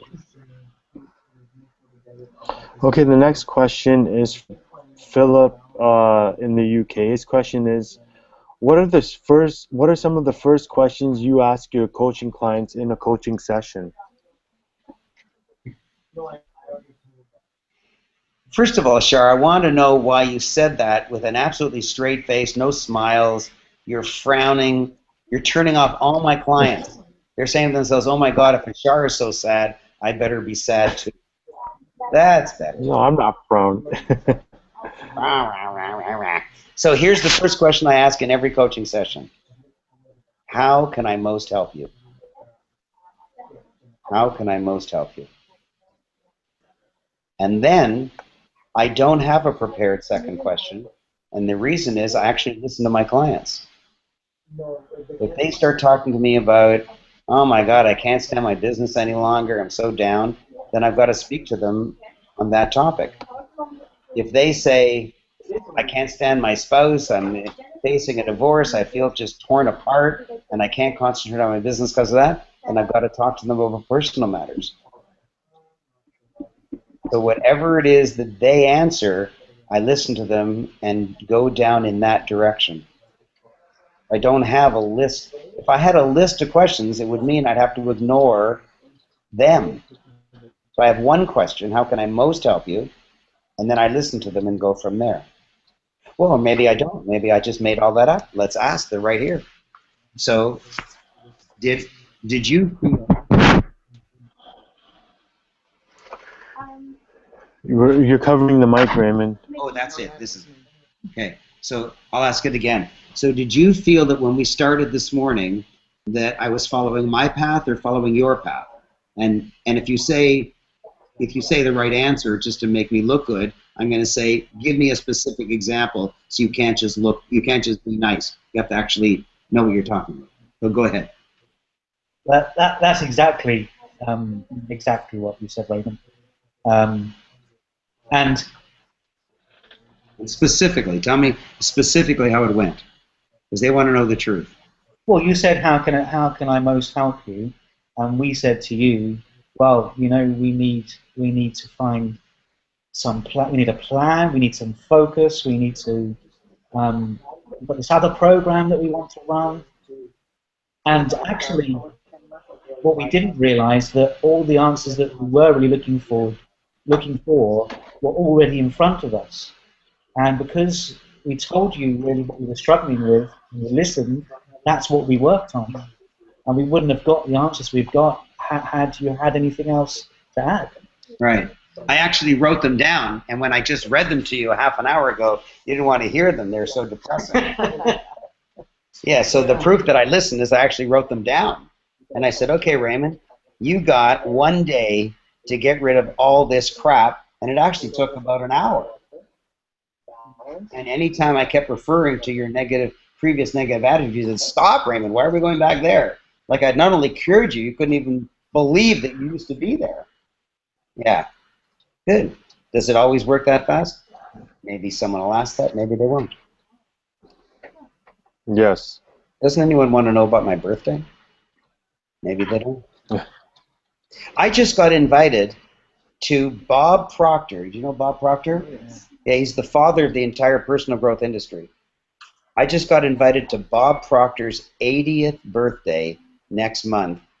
Even though he's my neighbor in Toronto, his birthday party's in Las Vegas, for God's sake, I don't know why. 80 years old. Why not? Why not? Yeah, why not? So, 80 years old, and his hair is always perfect. He always stands perfectly erect, makes a fortune, one of the top speakers in the world, got more airtime in The Secret than anyone else, as he just so on, turning 80. 80! I think 80 is the new 50. Because for sure 70 is the new 50. Well, maybe 80 is the new 50 also. Maybe once you hit 70, it plateaus at 50 forever. I don't know. As I can't imagine Bob Proctor old. I just can't imagine it. I can't imagine me old. When I dream that I'm 25. Okay, the next question from is Don't also be so from Philip. serious. That's Why better. so serious? Enjoy being on this show. You know what? Next time Liz might take your place. You know, Johnny Carson didn't need Ed McMahon. He could have got anybody. So you're on the edge now. You got to start smiling, or you're going to be booted out, and Liz will be doing it next. Okay, the next question is from Philip. Again, in the UK, his question is: I finished writing my book, but need to find the funds to get someone to format it for me before sending it to you for final approval. Can anyone good do it cheaply? I have changed the title from C to A in basic maths in 53 minutes to the new title, 10-second speed maths techniques. 10-second speed maths, like MATHS? Yeah, plural. Speed maths techniques. Oh, that's a bit of a tongue twister. I don't know if such a tongue twister is good. Anyways, you need a formatter. So let me give you the answer. There's two ways to do it. Formatting is the process, by the way, to make sure everyone understands. Formatting is the process of taking a normal Word document and putting it in the format needed to print. You might say, well, why don't you just print from the Word document? And the answer is that you don't want an 8.5 by 11, or in UK it's called A4, is that correct? Yeah, you don't want an 8.5 by 11 or an A4 size document. You want a 5-inch by 8-inch, and I don't know what that's called in England. You want a pocketbook size. And so it has to be converted to pocketbook size, and not just by changing the margins. You also then have to make sure that all the headings are exactly harmonious. Like, you don't want the heading of chapter 1 to be centered, and the heading of chapter 2 to be left justified, and the heading of chapter 3 to be italicized. But when you do it just by typing, you're not that consistent. And so you need everything to be completely consistent. So what a formatter does is change it to the format needed, to the size needed for a pocketbook, and it makes sure that all the headings are harmonious. It makes sure that all the font is the same throughout, because believe it or not, people will write chapters in a different Word document and then put it all together in one Word document, but the fonts might be different. And also, you don't want a heading to be right at the bottom of a page. And so formatting takes care of all that. And what we previously did was say to people, go to elance.com, elance.com, elance.com. It's like the word freelance, but it's just elance. And it's a place where providers hang out who do services for you, but not necessarily beside you. And one of the things they do is format books. And the problem is that some formatters, or some people who say they're formatters, do a good job, and some do a bad job. And so when we first started offering the 10-10-10 book writing program, we would say, just go to Elance and get a guy who's got a good rating and pay him a reasonable amount of money, and he'll format your book. And then what happened was, about every third book, about 2/3 did it well and 1/3 didn't do it well, and they would show us the formatting. It would be terrible. We say, you can't print that book. It's terrible. And they'd say, well, I paid the guy on Elance. And I said, well, that's fine. I'm sorry, but you can't print it because it's terrible. And then they would feel horrible because they would have to pay somebody again, and then they were really frightened to hire somebody again because maybe they would do a bad job also. And so we were forced to offer the service. And how do we know that we're going to offer a good formatting service? And the answer is, we take the providers that have done a great job for some of our first clients, and we contact them and said, look, if you will work for us, we will get you client after client after client, but you got to give us a really good price, and you got to guarantee your service. So if Raymond's not happy or the client's not happy, you got to redo it or fix it. And they said yes. So we've agreed we will not pay them until I'm happy and until the client's happy. So they provide a better service and a guaranteed service for us.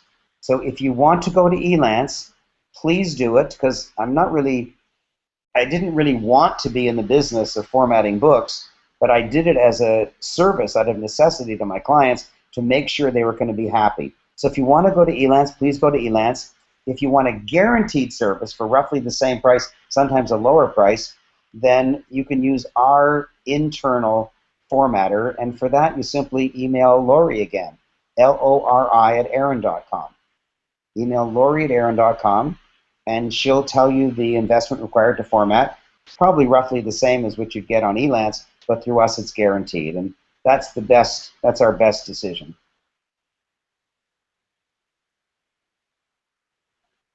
Oh, and his issue was he can't afford it. So with Elance, you have to pay it all up front. You have to put the money into Elance escrow. With us, you can pay it over time. I don't mind. I'll finance you. Pay it over 3 months, 4 months, I don't mind. And then as soon as it's paid, you get your book. I can't hear you. Ashar, I can't hear you. Can't hear you. Come back, Ashar. Can't hear. Okay. There we go. The next question is from. Will you smile, for God's Sarah. sake? The next question is from Sarah. The question is, how to keep yourself going when you have too much responsibility on you but are unable to delegate work out due to its sensitivity? It's not true, Sarah. You can call it sensitivity, you can call it privacy, you can say I'm the only one who can do it, but the truth is, I had a conversation with Sir Richard Branson once in the green room behind stage. We were both on the same stage together.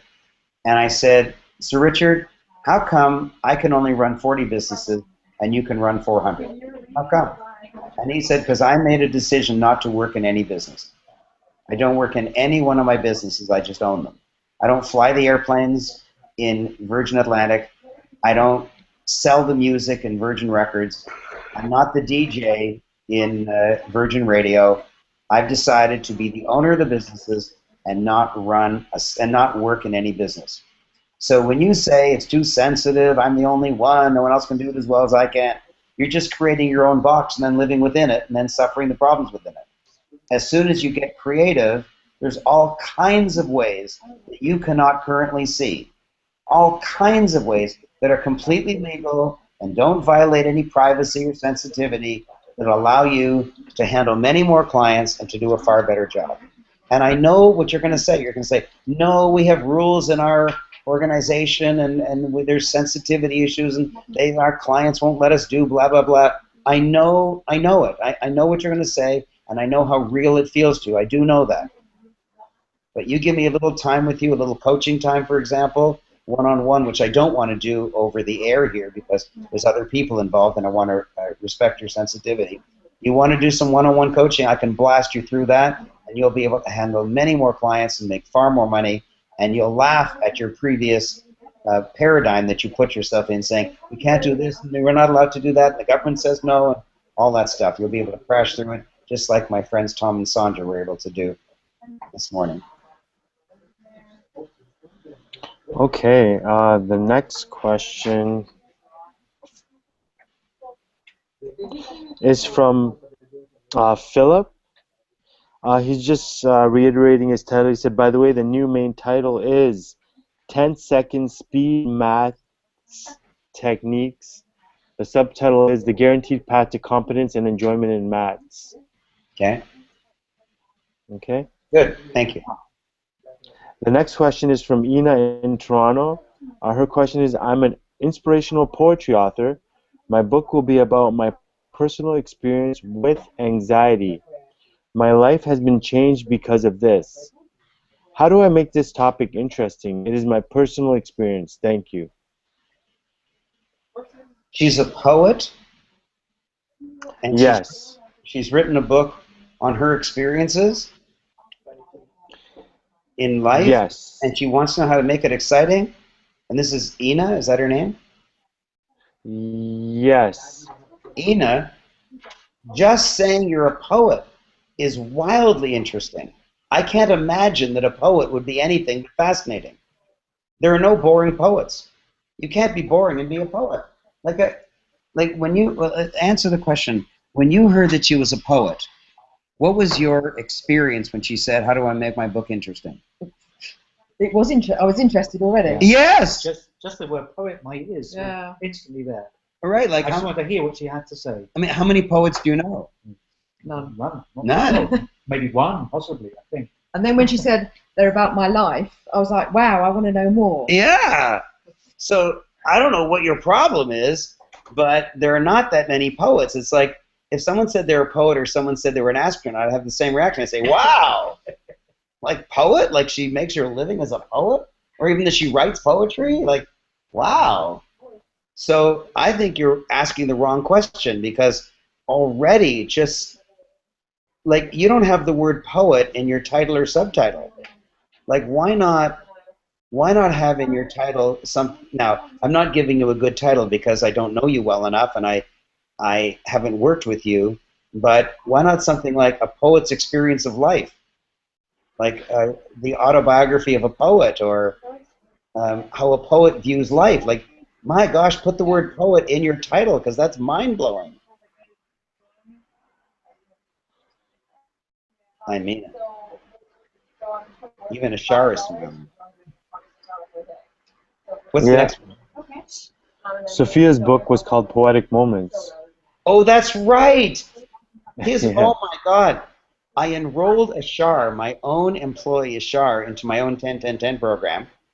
And he goes home and he's really conscientious and he's diligent. And his book comes out very quickly. He did a really good job. And it's a really good book. Tell everyone the title of your book. The Book on Digital Marketing. Wow.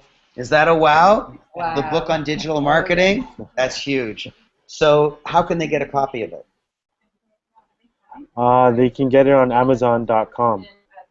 So they just go to Amazon.com and they search Yeah. under the book on digital marketing. Correct. And his first name is Ashar, Ashar, and his surname is Alam, Alam, Alam. So if you forget the title of the book, just search under Alam and it'll come up. The book on digital marketing. Good, buy his book because he really knows his stuff. The proof that he knows his stuff is I make a lot of money. And I pay him. Well, I'll ask, do I pay you well? Yes. Did I just Very give you well. a raise of about 50% a month or two ago? Yes. Oh, now he's smiling. Now he's smiling. Oh, that wasn't a smile. That was like a. That was a cackle. Oh, yeah, they cackle at 50% raises. Yeah, and you actually got a bonus yesterday. Yeah, you're getting raises, Yeah. bonuses, and promotions. And oh, my wife is here. Yes, no, don't run away. They want to see you. Sweetheart, you're on the air. There's 8,000 people wanting to see you. She's so shy. She's the president of a company, and she increases the sales of the company by 30% per annum, and she's done that every year compounded for 5 years in a row, earns a giant salary in someone else's company. She has no ownership of it. And she's too shy to say hello. It's funny. Very funny. She's so powerful. She's such a powerful woman, and she's too shy to say hello. Very strange. But Ashar's not shy. The book on Nope. digital marketing. Go to Amazon.com and go buy it. And does Ashar get all the money? Yes. Do I get a commission? No. Did I give him a giant raise? Yes. Did I give him a big bonus yesterday? Yes. Does he give me a commission when I help him sell his books? No. So that's what I want to know. That's what I want to know. How does life work? That's what the book. Who wanted to know how life works? Was it the poet? I don't remember. A poet's view of life. Wow. How a poet views life. Life through a poet's eyes. Ooh. That's fascinating. I love those titles. Yeah. And she left poet out of the title. I hope she's listening. What was her name? Ina from Toronto. Ina. Ina, I hope you're still listening. If you're not, I'll talk louder to get through to you. Ina! Put the word poet in your title. Come to my next boot camp. Oh, how can they find out about my next boot camp? You go to twodaytycoon.com. Yeah, the link is actually right above the video. You can Oh, click really? there. So right above the Yeah. video, they can click on a link Yes. and they can find out about our tycoon workshop. So Yes. yeah, they're in Toronto and people fly in from all over the world. Just click on it, and if you want to go later, then it's just twodaytycoon.com. And Ashar was clever enough to buy both of them, to buy 2-Day Tycoon with 2 is the number 2, and also 2-Day Tycoon with the word TWO. So you can go to either one, twodaytycoon.com, and you can come to one of my 2-Day Tycoons. Okay, do we have another Okay. question? Yeah, Gretchen from Los Angeles. She said, "Thank you, Raymond. I placed the order, the book on energyhealing.com." So she bought the URL. She didn't place the order, she bought the URL. Yeah, Correct. the book on energyhealing.com. Darn it, I could have resold it to her and made some money. I'm glad you bought it. Gretchen, bravo. Yay, watch me clap. Here we go. Hold on, I got to balance it on my lap. Yay, Gretchen, yay! The book on energyhealing.com. Now that's an awesome title. Okay. Okay, so Mark from Richmond Hill, his question is, what is the new sales approach? What is the new sales approach? I don't know. I don't know what he's talking about. So my best answer to you is if you could add more words to your question, because I'm not sure what you're asking me. Maybe he's referring to something that I mentioned, but I'm not sure what he's talking about. So just ask your question again. Okay. So Bill from Dubai, his question is, have you heard of Landmark Forum and what are your thoughts about their program? Okay, so Dubai Bill, I've got something to say about Landmark, and that is Landmark Education. You're covering the mic. Oh yeah. Okay, so I've got to plug in or my computer's going to die. Okay. So Bill from Dubai, Landmark Education is fabulous. They do a great, great, great job. I took their courses starting 35 years ago, and they were a major part of my personal growth. Back then, it was called EST, E-S-T, started by Werner Erhard, and since then it's morphed into Landmark Education. They do a really great job. Their courses are first class. Okay, great. Next question is from Philip. Raymond, apart from my math book, I have a 5-step approach to turn around terminal cancer 30 to 40% of the time. Should I write a book on it or just stick to the math? He's an ace in math and curing cancer. Huh. Correct. I can see the connection. So, well, he's actually not an ace in math. He's an ace in maths. He keeps on putting an S on math. I don't know if that's a UK thing. Maybe. He keeps on... In North America, the short form is typically math, M-A-T-H, but he says maths. Well, let me ask, is maths a UK term? Maths, okay, got it. Oh, okay. Maths, okay. So the answer is yes, you can write a book on and promote yourself in curing cancer, but I have a couple comments for you. You have to be careful what you say because the medical/pharmaceutical industry hates people who say they can cure cancer. The medical pharmaceutical industry makes their fortune looking for a cure. Listen carefully. Looking for the cure. They don't make any money if they find a cure. Finding a cure would be a disaster. If they find a cure, there's all these labs that would go bankrupt and all these research facilities that will go bankrupt. So the money is in looking for a cure, not in finding one. If you say that you found a cure, they will be on your butt fast.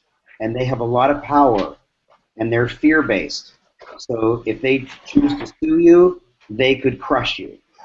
So be very careful what you say. You may need a lawyer to help you to make sure that you don't say anything bad. Bad in their eyes. And if you actually do have a cure and there's certain things you're allowed to say, then you should do it because spiritually there are 30% of the people who come to you that you could cure, according to your statement. And spiritually, you shouldn't allow someone to continue having cancer if you can cure it. I mean, if I had cancer and you could cure me, I would want to know. But the other thing is, you should decide if you want to make money at it. Sometimes people say, this is too spiritual, I don't want to make money at it. And some people say, hey, doctors make money working with cancer, why shouldn't I? So one thing you have to do is make sure that what you say is legally allowed to be said. And the second thing is you have to decide if you want to make money at it or not. But the biggest thing is, nobody in your cancer curing world must know that you help people with maths. Nobody. They have to be completely separate worlds, completely separate websites, no link from one to the other. Because there's nobody with cancer who wants to get better in mathematics. And there's nobody who is a mathematician who wants his math teacher to teach him how to get rid of cancer. So you have to keep those two brands unbelievably separate.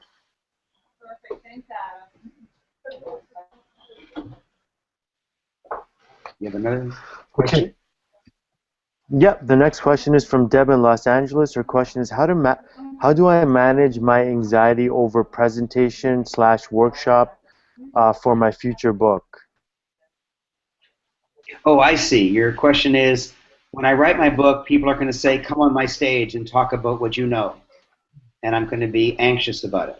So, Deb, here's my answer. You're going to be startled at my answer. I'm glad you're nervous.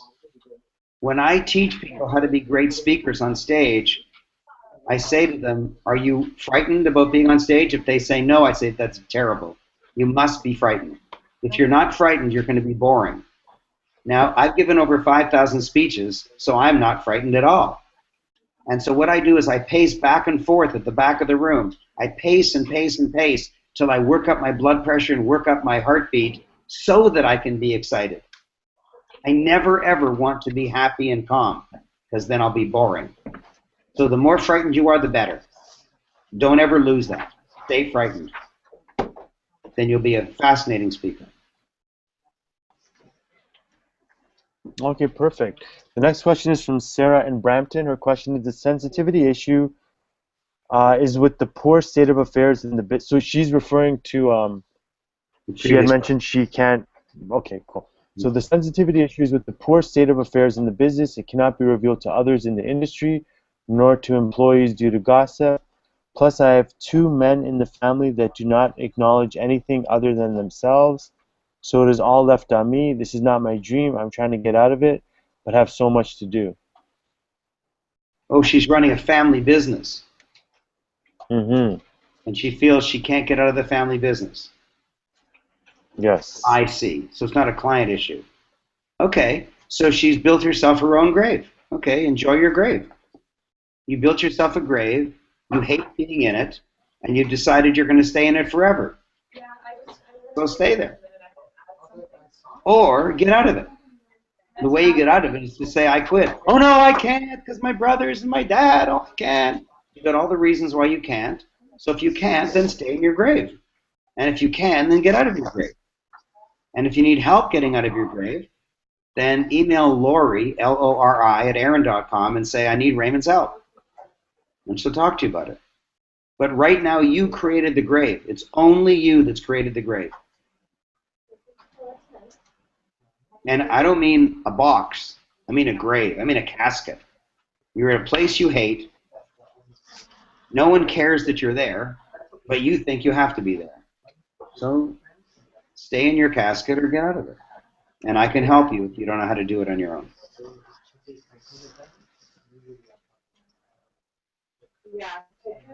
Okay, Mark Richmond Hill's question is, so he was the guy who asked about new ways of selling. So his follow-up question is, I'm finding that selling has changed over the years, and now it is critical to make a deep relationship with the prospect or a client, knowing all about them. How do you connect cold with someone to the point they trust you to the extent they are willing to pay you even more because of the relationship? Well, I gave the answer, and I'm happy to give it again. The book does it. The book does it. Tom and Sandra each individually gave you their testimony just a few minutes ago.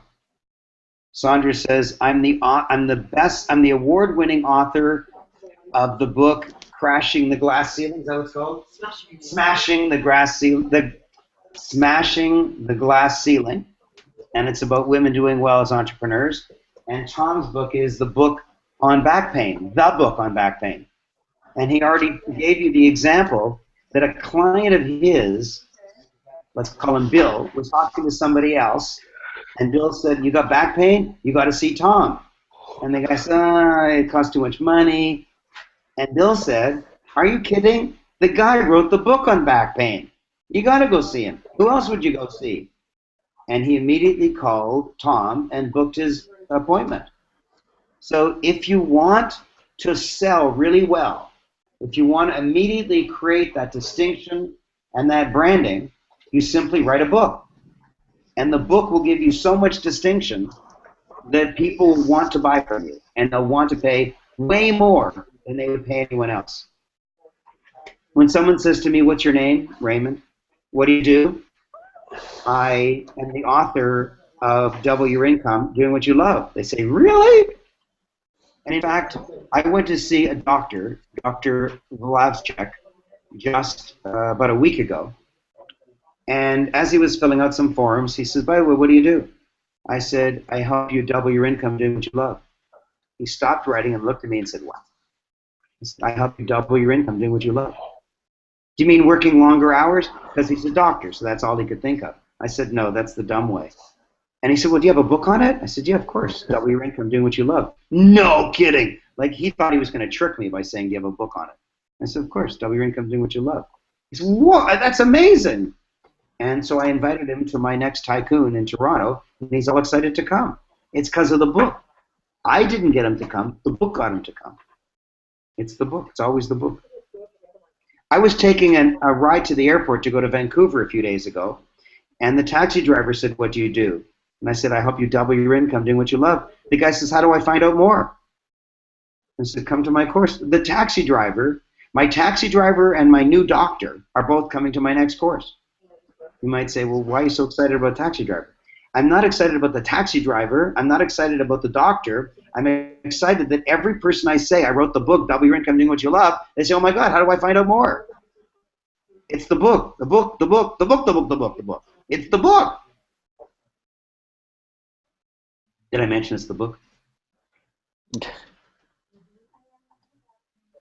So that's my Okay, so Mark had a follow-up question. His question is, what are your thoughts about ACN network marketing opportunity? Okay, so let's talk about network marketing in general. Network marketing in general, whether it is ACN or any other company, they're roughly the same. Like, it's not that ACN is the most amazing network marketing company in the whole world. It's one of the good ones. It's been around for a long time. They don't hurt people. There's some that do hurt people, like Amway. They've hurt a lot of people. And they had to change their name to Quickstar or something. And then they changed it back. It's just, they've hurt a lot of people. But, you know, ACN is a good company, and there's a few good ones. And so, number one, is ACN the best company? No, it's one of the good ones. And is it the only company? No, it's one of them. And can you make your fortune at it? Yes, but here's the ugly statistics. Whether it's ACN or the company that I represent or one of the other good ones, about 5% of people make $1,000 to $5,000 a month. 5%. And about 1% make over $5,000 a month. That's true in every network marketing company around the world.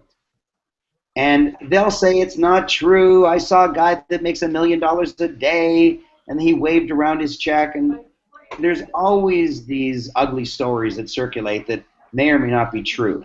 But the bottom line that is true is that in every network marketing company, about 5% earn $1,000 to $5,000, and about 1% earn over $5,000. So if you want to make $10,000 a month, then you have to be in the top 1% of humans. In my network marketing company, I earn $14,000 a month. I work about 2 hours a month, and I've been earning $14,000 a month every month for 20 years. In fact, this is June. I started in May of 1994.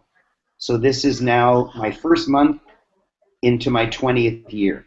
So it's 20 years and 1 month that I've been earning $14,000 a month. But I'm in the top 1%. I'll be in the top 1% in anything I do. So if you have the experience that you're in the top 1%, that you're a natural leader, that people follow you, that you enroll people easily, and you are actually in the top 1%, then you can expect to earn over $5,000, maybe $10,000. But if you don't think you're in the top 1% of humans, you won't earn that much. You just won't. I'm not trying to enroll you in my network marketing company. It's the same in mine as well. In mine, there are 900,000 customers in North America, and there's about 2,000 people who have reached what's called senior director level that earn $5,000 to $10,000, and there's about 500 people that have earned executive director level, and that's $10,000 or more. And so that's the real statistics. So your answer, I'm first answering about ACN, it's a good company. And then I'm answering about network marketing in general. If you're a born leader and you enroll people effortlessly and you like talking to people, but you have to be a born leader and you have to notice that you're in the top 1% in anything that you do, then you'll make money. You'll make $10,000. If you're like a second to the top in born leaderness, then you'll make $1,000 to $5,000. But if you're not a born leader, either first category or second category, then you'll make a few $100s or nothing. And that's the reality, no matter what your enroller says, in mine or ACN or any of them. And that's the ugly truth. The truth is that anybody can make a fortune in network marketing, and then the other truth is 95% don't. 5% earn, say, $1,000 to $5,000 a month, and you may say, well, that's pretty good, but you know, the lowest I pay anybody in my office is $3,000 a month.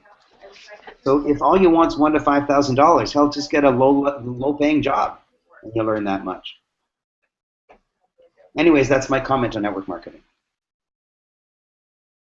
Boy, that was negative. I was really negative. I was as unsmiling as a shark. Okay, so the next network one. Marketing? Yeah, the reason you join network marketing is for the products. That's the real reason. The honest-to-God reason that you join network marketing is for the products. You have to absolutely love the products. I love the products in my network marketing company. And if they decided not to pay me any longer, I would still be a client. I'd still be a customer because I love the products.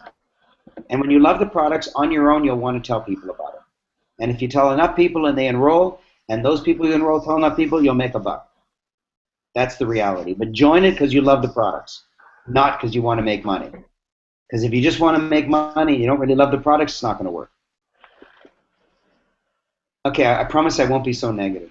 But I'm not negative about network marketing. I am very successful in network marketing.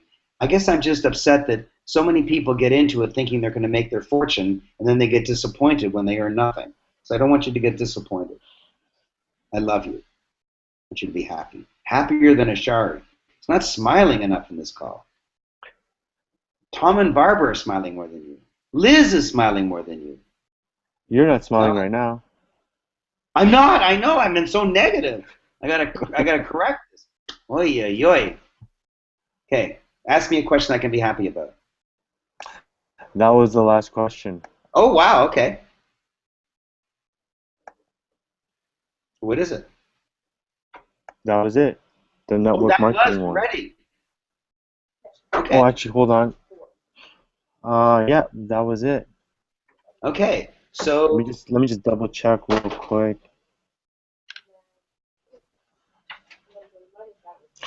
Oh, sorry. There's another question. A couple just came in. Philip from the UK. His question is: how do you market your book to make money before it is published? I keep telling him he's not listening to me. It's not about selling your book. It's about your book selling you. If you make, I think he's referring to in the modules where you and like you know how you start talking about the book as soon as you sign up. That I'm on the author of the upcoming book. I think he's referring to that. Okay, so I want you to write this down. What's your name? Philip. What do you do? I am the author of the upcoming book. You're not the upcoming author. You already exist as a person. I'm the author of the upcoming book, and then say the title. Even if you don't know the title, just say the topic.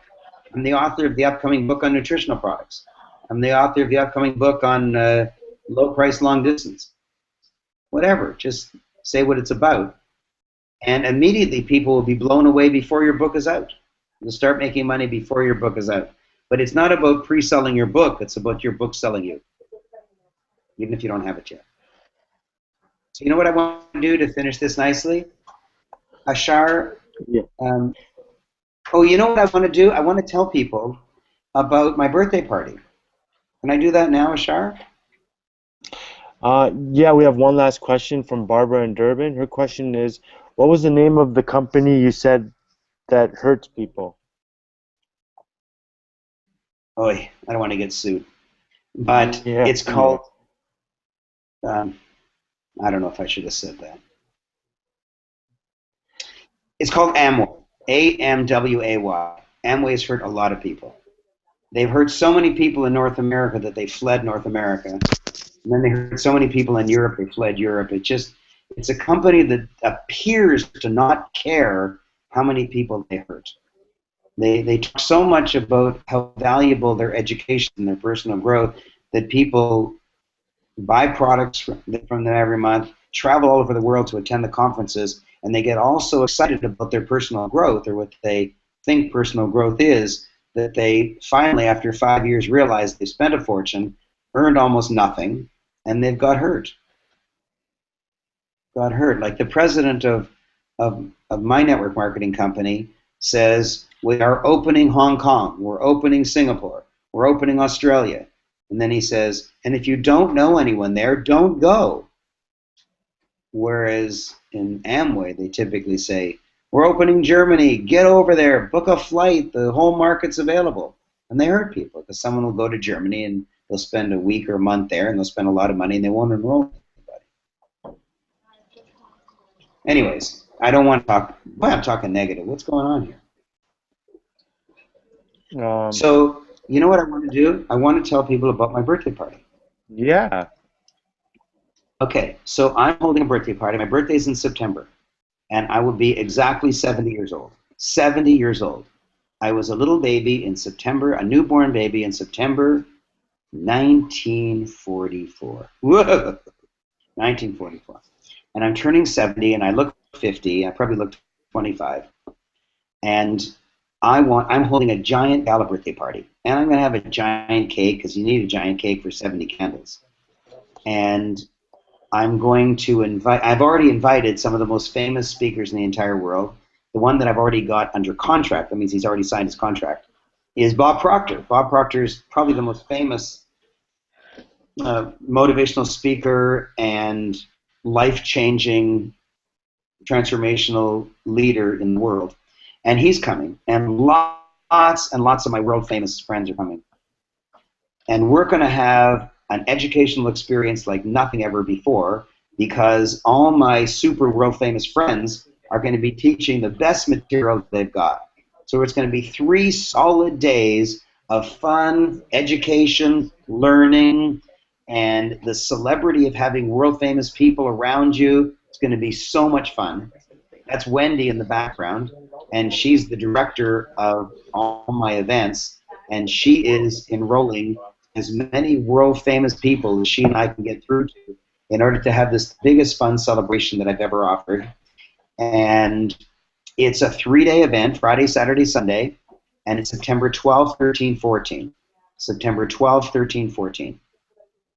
September 12, 13, 14 of this year, 2014, and it's in Toronto, and there are people flying in from very, very far away, South Africa, Singapore, Hong Kong. A lot of people from England are coming over. In fact, Tom and Sandra are coming over.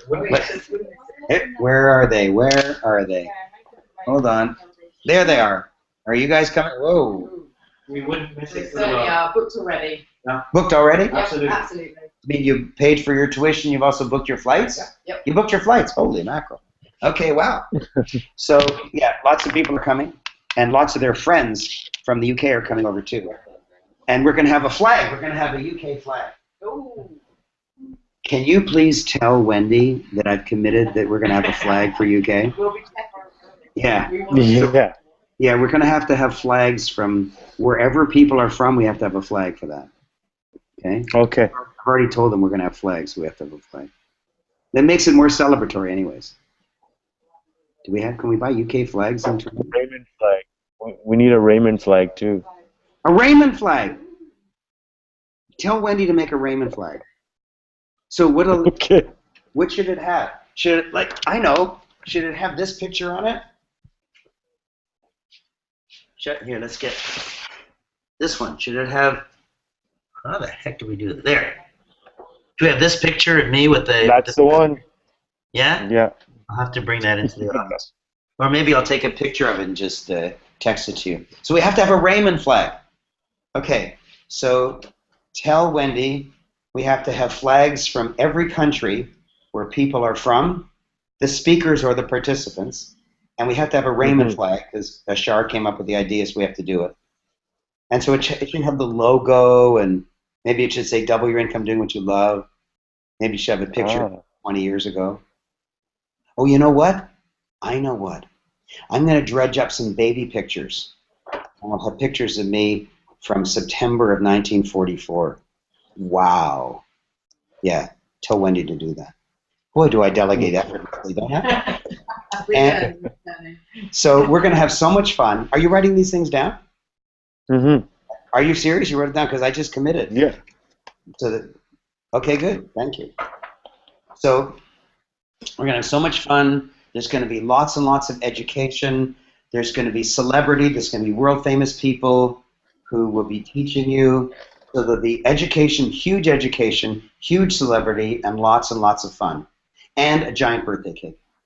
And, my gosh, we'll probably have to do something special for Bob Proctor also. Even though it'll be a couple months after his 80th birthday, we should still do a big 80th birthday thing for him to do something special. So how much is it? Well, I fully cover my costs. You're covering the mic, Raymond. Oh, for general admission, it's only $97 in Ween-C Teen-C Canadian dollars, not big fat US dollars and not bigger fat British pounds, but just Canadian dollars. It's only $97 for that. You get to experience all the celebrity, have all the fun, have your slice of cake, have all the presents that I hand out. I'm going to be handing out presents all day long for 3 days. You'll get $1,000 worth of gifts for your 97, only 97. And for VIP, it's only $197.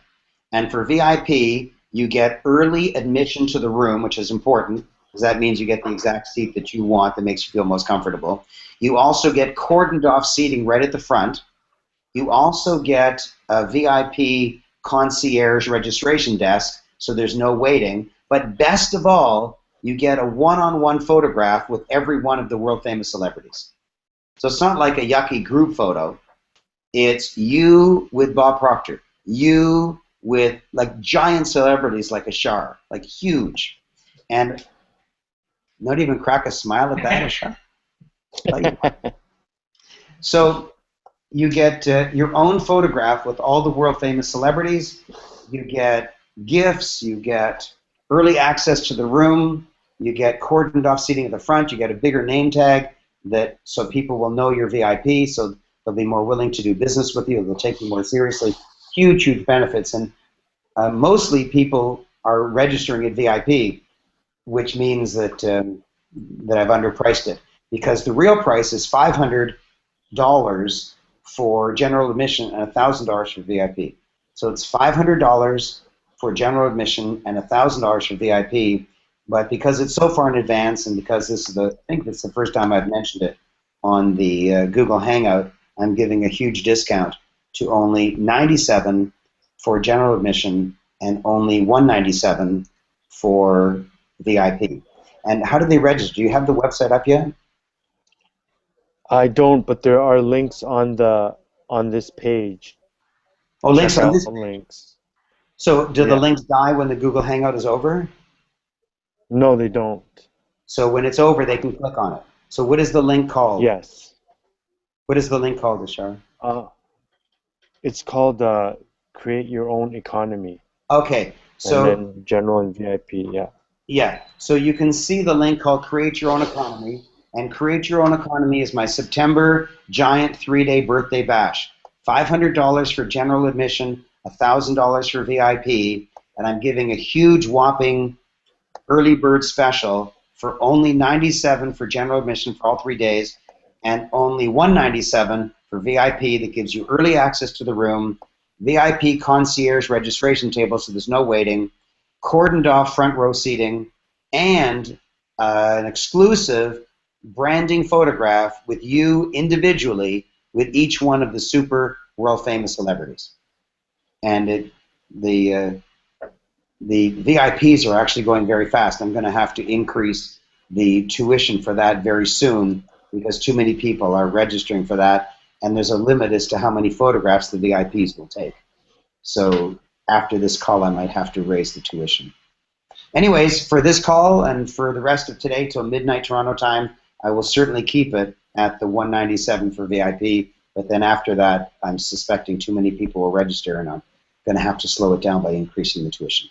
Anyways, that's what I have to say. I've answered all your questions. I had a lot of fun. We were together for over 2 hours, and I enjoyed it. And let's hear from my coaching clients who are here. What was your experience of actually being on my side of the mic for this call? Awesome.